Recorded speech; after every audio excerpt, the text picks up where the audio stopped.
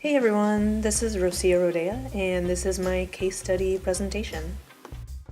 The student I worked with this semester, his name was Bader, and Bader is originally from Oman, and he's been in the US for about 2 years now.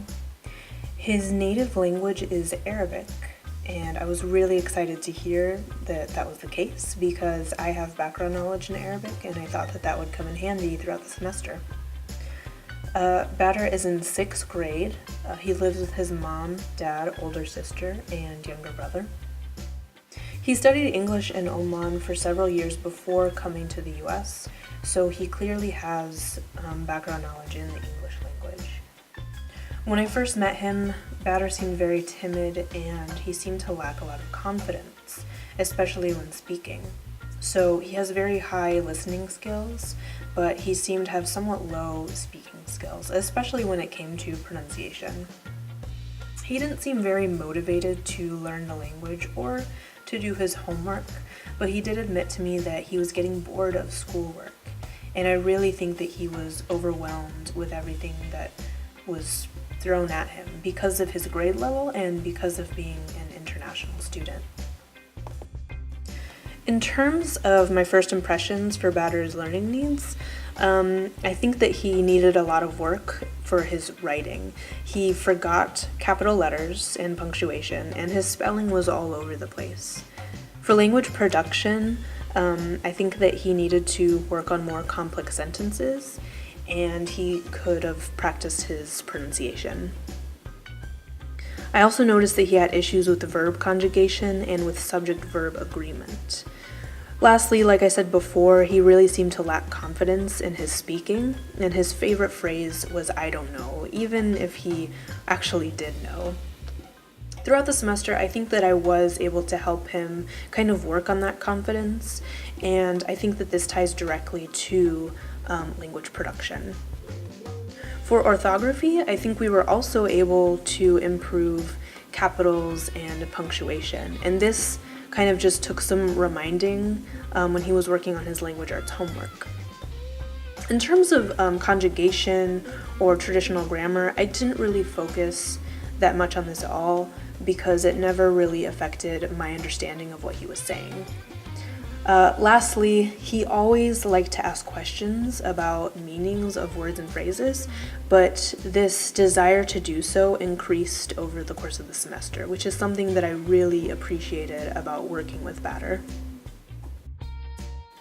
I worked with Bader at Binford Elementary, and we all worked in the library, so there were about 50 people in that room, tutors and students. There were various ages, various different L1s. This room was split into 3 different sections. 2 of those sections had desks and chairs that were used for the actual studying, and then there was a large open area in the middle that was usually where the kids would play games. Because of this setup, I think that Bader was really distracted during our time together. He would become unmotivated when he would see the younger students start playing games either early on during the hour or just right away, and then he would want to play games too instead of working on his homework. He also became distracted by other conversations that were going on around us, and I also believe that that he felt that he wasn't good enough or that he wasn't smart enough because he would see other students finishing their homework very early on. But really, this was because he's in 6th grade and he just had a bigger workload. The biggest observation I made about morphology was Bader's use of regular and irregular past tense morphemes. He definitely knew the difference between the two, and he never missed an ed morpheme for regular past tense. But when it came to irregular, he often did not use the free morpheme at all. So for example, he would say, "I go to Florida," instead of "I went to Florida." He said, "I write them down," instead of "I wrote them down," or wrote them in class. So he knew the difference, but I think because the irregular past tense is so varied and he didn't want to make a mistake, he just chose not to do it. As for phonology, there was a lot going on. I noticed that almost every R that Badr pronounced was trilled.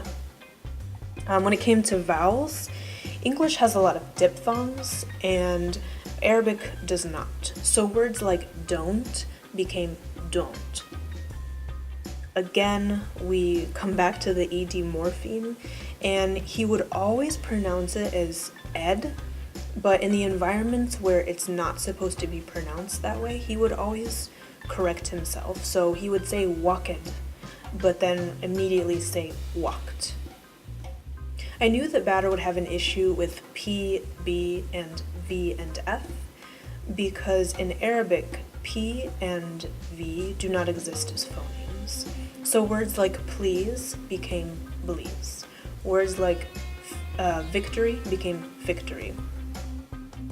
Also, Badr had some epenthesis in his speech, and for those of you who don't know what epenthesis is, this is a vowel insertion in between consonant clusters.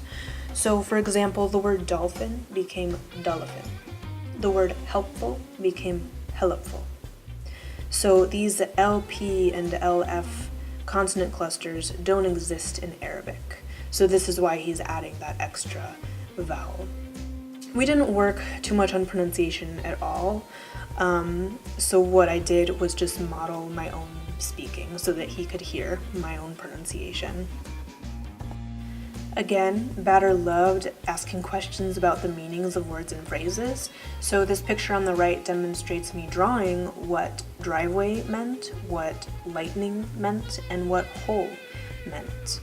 He often asked about idiomatic expressions, and he would also ask about slang words. Specifically, he asked what the word celeb meant, short for celebrity. And I think that this is something that's very specific to American culture. Words that have to do with Hollywood and famous people. This isn't something that necessarily exists in Oman. When I was teaching about vocabulary or phrases, I often use visuals, and towards the end of the semester, I would always go straight to the dry erase boards, make sure I grabbed one so that I could draw what words meant. And here's another example of me drawing what some words in a reading meant. For syntax, I won't talk about the past tense morphemes again, so that brings us to question formation. When he would ask about meaning, he often left out the copular or the to be verb. So instead of what is nuts, he would say what nuts. Instead of what is evidence, he would say what evidence. Sometimes he would leave out other verbs as well. So instead of what does evidence mean, he would say what the evidence. You fill in the blank. He had some other confusion with the verb to be. So for example, he said 3 it's big instead of saying 3 is big. Anything with syntax, with teaching syntax, came in the form of us completing language arts homework together because he often had to make test corrections and they had to be correct in order for him to get full credit. So his syntax was clearly influenced by his L1 because in Arabic, the to be verb doesn't exist in the simple present tense. So a lot of these phrases, if translated directly into Arabic, they're perfectly fine. So this example I have here would be said, نحن عائلة, translates to we family instead of we are a family. Like I said, Badr's spelling was really all over the place, and here you can see some examples of his spelling, and it really shows, especially vowels, how he perceived English vowels. I want to point out how he spelled fish. He spelled it F-I-H-C, because for a really long time he had trouble recognizing that the letter H did not represent the phoneme sh or ch.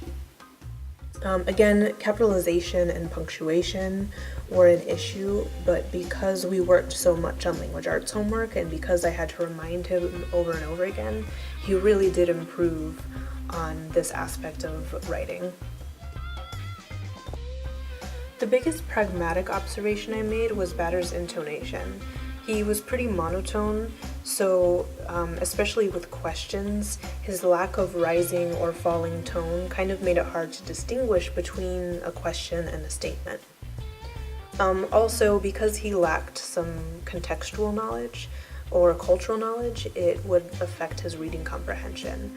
But because he loved asking questions so much, it was never a really big problem. His lack of cultural knowledge sometimes affected his ability to answer questions, and this kind of depended on the theme. So for example, when answering questions about whether or not it was good or bad to have fame and fortune, he really struggled with this because this concept of celebrities, pop culture, it's something that's very prevalent in our lives, but not necessarily in the lives of Omani people. This kind of made critical thinking difficult for certain topics that were not culturally relevant to him. Once Bader was comfortable with me, I was really surprised with how much he actually understood. His grammar was far from perfect, but we still were able to communicate really quite well. Because of this, we focused a lot on understanding concepts, ideas, and vocabulary, rather than the traditional grammar, spelling, and pronunciation. And this kind of reinforced my own view of teaching.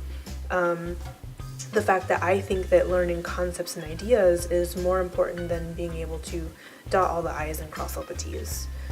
For many aspects of English, Bader does understand the rules, but he just has to be reminded.